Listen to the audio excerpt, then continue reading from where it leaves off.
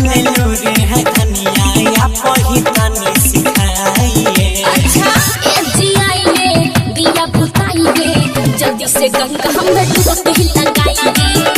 जी आइए दिया बुताइए जल्दी से गंगा हम डुबकी लगाइए। अच्छा कौन सा गंगा जी? जी आइए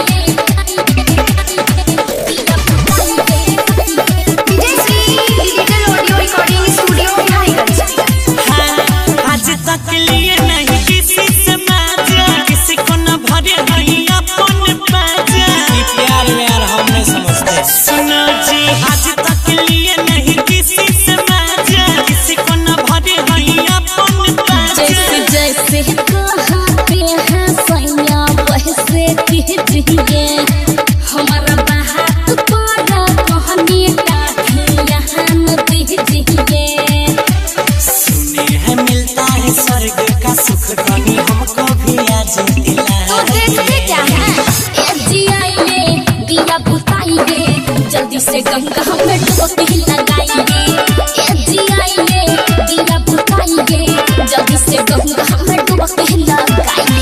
चलो तनी दिखाओ मटियार कला जी आइए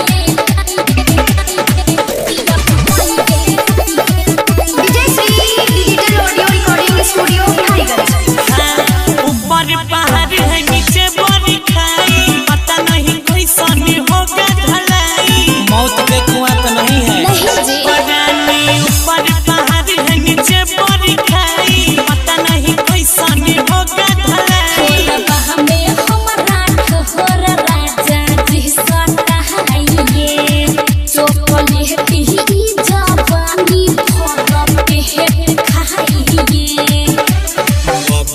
राहुल गौरव को आता है शरम तनी समझाइए।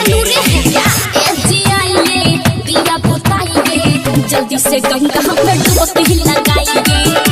जी आइए दिया बुताइए जल्दी से गंगा हम डुबकी लगाइए।